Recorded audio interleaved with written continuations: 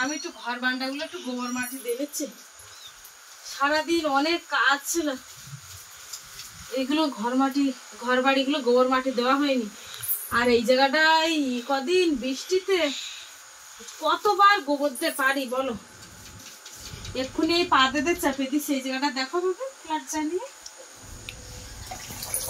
এই সরে যাও, এখান থেকে সরে যাও। উনুনটা এখন ভালো করে গোবর দিয়ে নেবো।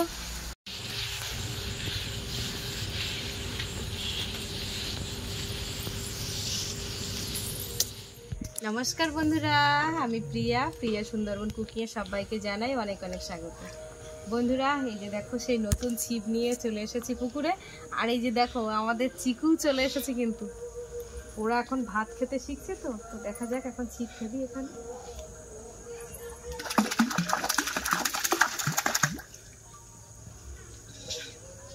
তো বন্ধুরা সম্পূর্ণ পর্বটার সঙ্গে থাকো, সাথে থাকো, আশা করছি ভালো লাগবে। তো দেখা যাক এখন মাছ ধরছে কেমন। বাবা দেওয়ার সাথে সাথে কিন্তু ঠোকর দিচ্ছে।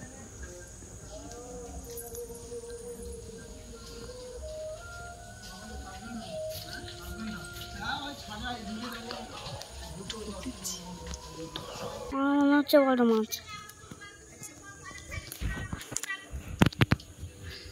ওই আবার নিয়ে যাচ্ছে। তুলু তুলু তুলু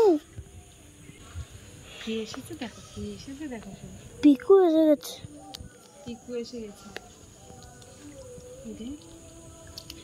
কি মাছ লাগতেছে জানো? তুমি ছিপটা তুলতে পারছি না, ঠোকর দেওয়ার সময় তুলতে পারছি না। না ঠোকর দেওয়ার ঠক করে তুলতে।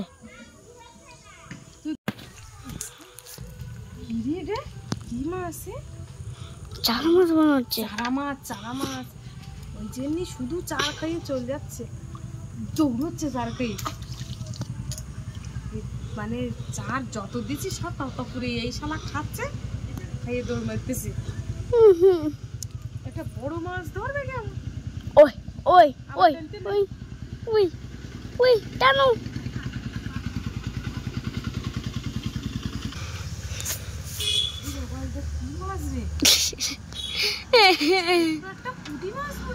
দুধ ছেড়ে দাও।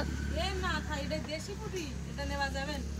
হ্যাঁ হয়ে যায় বাবা, একটু সুন্দর হয়ে যাচ্ছে। একটা বড় মাছ ধরলে কিন্তু ধরতাম না। মা এবার তো অন্ধকার হয়ে গেছে, ওঠো। হ্যাঁ ওঠো বন্ধু, একটা মাছ মাছ ঠোকর দিচ্ছি শুধু, উঠতে পারছি। এ যা পাশার দিয়ে তাই বাঁচবে। বাবারে মরণ পাশার খাওয়া খেয়েছে, আর দিতে হবে না।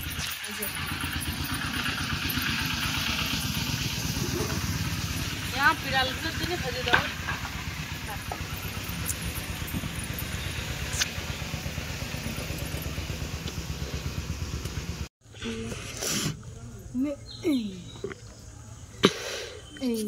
বন্ধুরা দেখো একটা কই মাছ ধরেছে, বিড়ালের জন্য রেখে দাও। বিড়ালের জন্য রেখে দিয়ে গেল।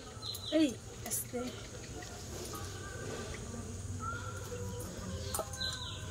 বন্ধুরা এই যে দেখো তিনটে কই মাছ আর একটা পুঁটি মাছ, এই একদম পুরো রাত হয়ে গেছে। আস্তে আস্তে লাভ দিস নে। আর বাপিটার জন্য তরকারি মুজে গেছে বন্ধুরা, এই যে দেখো। আর বিড়াল আর আমার বাপির জন্য হয়ে যাবে এখানে বন্ধুরা।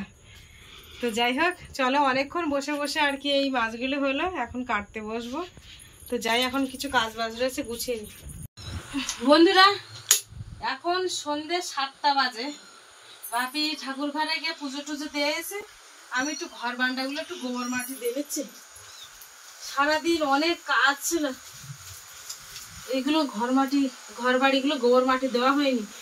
আর এই জায়গাটায় কদিন বৃষ্টিতে কতবার গোবর দিতে পারি বলো। এক্ষুনি এই পা দিয়ে চাপে দিচ্ছে এই জায়গাটা, দেখো বাবা ফ্ল্যাট চালিয়ে। এই সরে যাও, এখান থেকে সরে যাও। উনুনটা এখন ভালো করে গোবর দিয়ে নেবো। এই যে গোবর দিতে পারতিস না, বার দিচ্ছি তাও যেন পরিষ্কার থাকতো।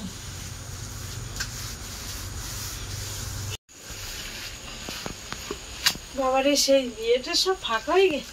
আর বাইরেতে মাটি আনিনি, শুধু একটু গোবর নিয়ে আসি, গোবর দিয়ে একটুখানি লিপে দেয়। খুব খারাপ দেখাচ্ছে।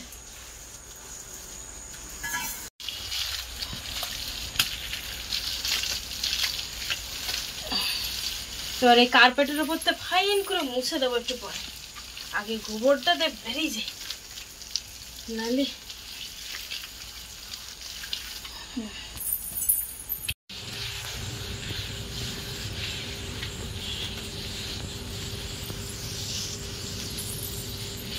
একেবারে পুরো বারান্দাটা দিয়ে দিচ্ছে এমাথা মতো। আর বাপি সেই দোকানতে একটা ভাটা কিনেছে, সেই ভাটা শুধু ঘুরাচ্ছে, ঘুরি ঘুরি মাটি তুলে বারান্দাটা একদম শেষ করে দিল। এই ভাটায় এই চালাচ্ছে খুব, আর এই দড়ি ভাটার চালিয়ে আমার ঘর বান্ডাগুলো একেবারে খাইবার দিল। এই সরে যাও, এই কাদার খোলে ঢুকে যাচ্ছে, দেখো বুঝতে পারছে না তো, সরে যাও। কি ব্যাপার, কি করছে? তো বুঝতে পারছে না। বন্ধুরা বারান্দা গোবর দেওয়া হয়ে গেছে, সব গোবর দেওয়া হয়ে গেছে, থালা বাসন ছিল সেগুলো কিছু মেজে নিয়েছি। এখন 8টা বেজে গেছে রাত্রে। আর এই যে এখন ওই যে কমফোর্ট জামা প্যান্টে দেওয়া হয়, যে কমফোর্ট, ওই কমফোর্ট জলে দিয়ে ভিজিয়ে নিয়ে এসছি, দিয়ে সেই কমফোর্ট দিয়ে এখন ঘর পরিষ্কার করছি। আমি যখনই এই কার্পেটের উপরে মুছি তখন ওই কমফোর্টের জল দিয়েই মুছি। বর্ষাকাল ভোর একটা মাটির ঘর, মানে স্যাঁতস্যাঁতে একটা গন্ধ মতো থাকে, ভ্যাপসা টাইপের। এই কমফোর্ট দিয়ে গোবর মানে এইভাবে নেতা টানা দিলে কিন্তু আর কোনো গন্ধ থাকে না। আর যখন ঘর গোবর দিই তখন ওই হাতুড়ি মার্কা ফিনাইল রয়েছে, সেই ফিনাইল সব জায়গায় দিয়ে দিই। আর এই কার্পেটের উপরে মোছার সময় কমফোর্ট দিয়ে মুছে দিই, দিলে খুব সুন্দর একটা সেন্ট বেরোয়। এখন এই ঘরটা মুছে বড় ঘরের মধ্যে যাব, ঘরটাও মুছবো, তারপরে চান করে এসে বাপিকে একেবারে পড়তে বসাবো, আর আমি রান্নায় বসবো।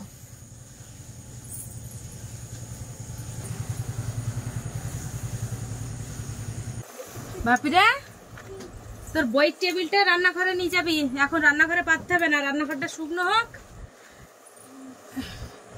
বাইরে খাটি রাখতে লাগো, এ নাও আস্তে, বাইরে খাটি রাখতে লাগো। আমি আগে চান টান করে এসে তারপর পড়তে বসবো। সরে যা।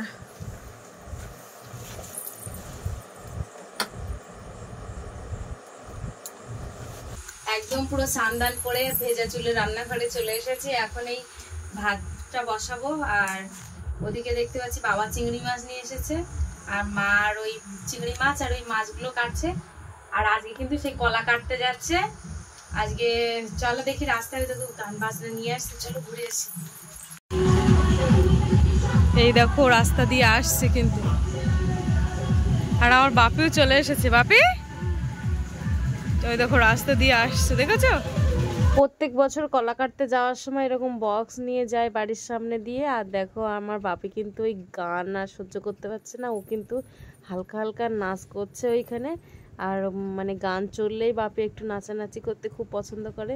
তারপরে দেখো ওই যে দেখো আবসা আবসা আলো যেই হচ্ছে তখন দেখো ও আবার নাচও করছে।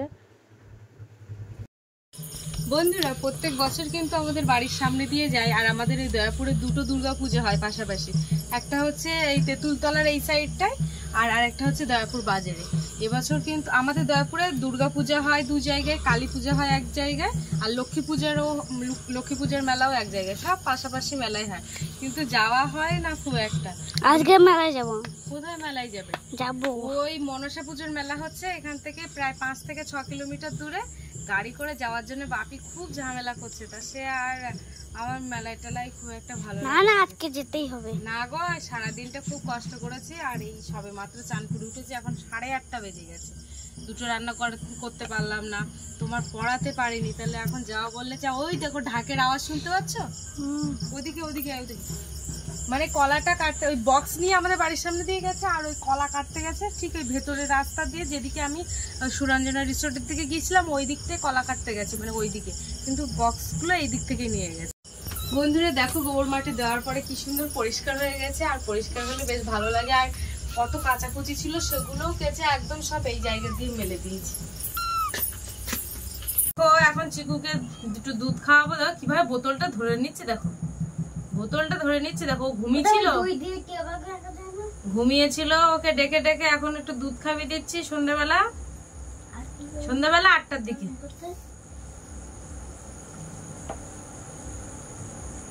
এবারে তরকারি কাটবো, তার আগে দেখি এদের একটু দুধ খাইয়ে নি ভাবছি। ঠিক আছে, আর খাবা? আর খাবা? এই যে ওর মা এইভাবে টেনে টেনে নিয়ে যায়। আর খাবা? আর খাইতে হবে না চিকু, আর খাবা? আর খাইতে হবে না। তুমি খাবা? তুমি খাবা? তুমি খাবা? বন্ধুরা এই যে দেখো ঢেঁড়স, এগুলো হচ্ছে কালকে গাছের থেকে তুলে এলাম, সেই ঢেঁড়স গুলো। আর এই আলু আর ঢেঁড়স দিয়ে মাছ রান্না করবো। বাইরে কে গো?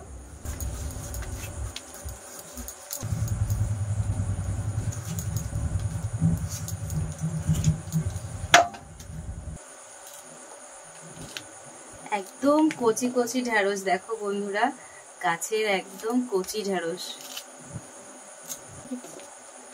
কি করেছো ওটা বাপে? এদিকে তো আমি তরকারি কাটতেছি, আর দেখো আমার বাপি, শুধু দেখো বাপি, দেখো কি ছবি এঁকেছে, তোমাদেরকে একটু দেখাচ্ছি। দেখো মা, কি করেছে ওটা?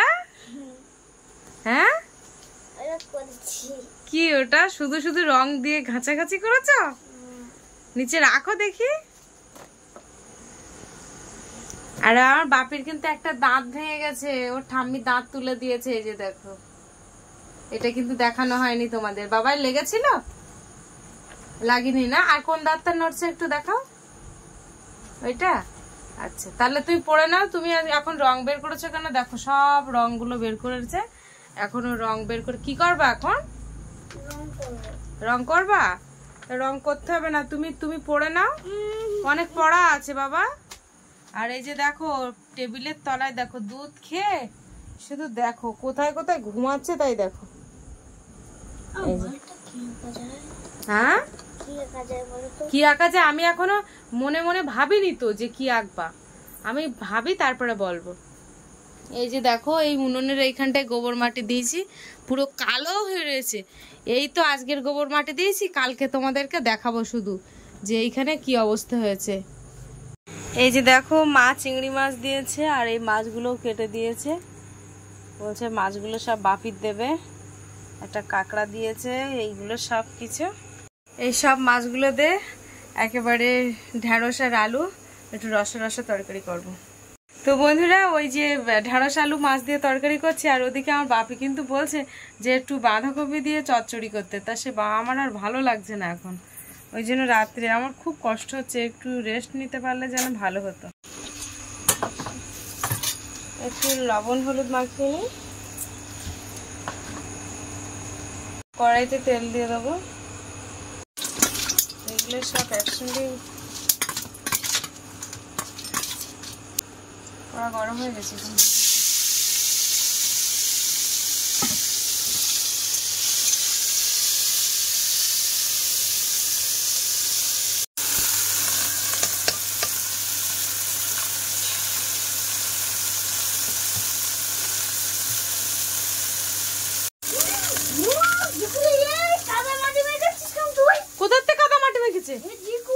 এই কোন জাত তেলে যেটা যে জল কাদা মাখি হয়েছে দেখছো?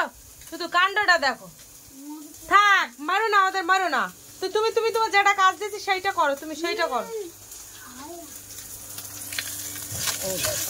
মাছ কিন্তু ভাজা হয়ে গেছে, মাছগুলো ভালোভাবে ভাজেছি, মাছ তুলে নেবো। আর বাপি তো ভাজা মাছ চেয়েছে, এখন ওকে একটু ভাজা মাছ দেবো।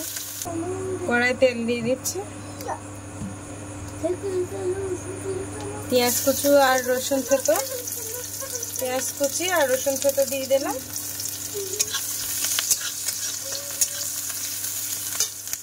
বাপি এই যে বড় মাছ, এই না এটা না, 5 ফোড়ন,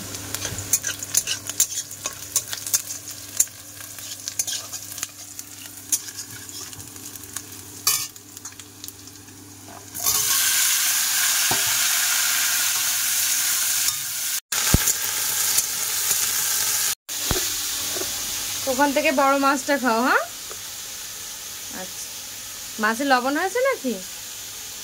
ঠিক আছে না বেশি হয়েছে? আচ্ছা খাও।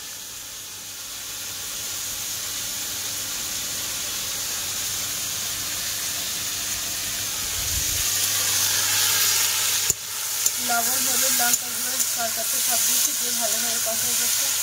তরকারি কষা হয়ে গেছে, এবারে জল দিয়ে দেবো।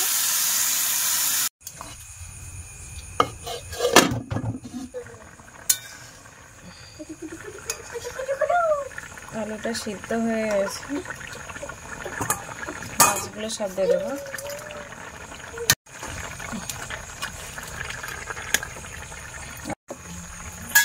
এই যে এখানে আছে জিরে আর আদা বাটা, এখন দিয়ে দেবো এটা।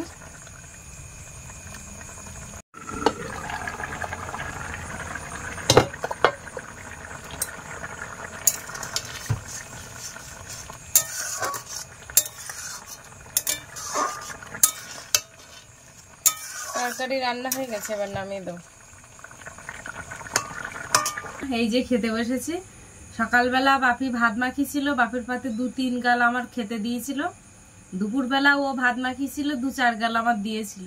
সেই খাওয়া এখনো কিন্তু খাইনি, প্রচন্ড খিদে লেগেছে। এখন ঝটপট করে বসে পড়তে, বাবা মাখাও। আর এই সব নখগুলো সব ব্যথা হয়ে গেছে। মানে আজকে একটু বাগানের কাজ করছিলাম, চারিদিকে পরিষ্কারের কাজ বাজ চলছে বন্ধুরা। দুর্গাপুজো এসে গেছে, বাগান বাড়িতে শাকসবজি লাগানোর জন্য প্রস্তুত পর্ব শুরু হয়ে গেছে। ওই জন্য সারাদিনটা বাগানের কাজকর্ম করেছি। এটা কিন্তু ডান হাত, আবারও বলে দিচ্ছে। হ্যাঁ সরে যাও, ওদের কিন্তু সব খেতে দেওয়া হয়েছে।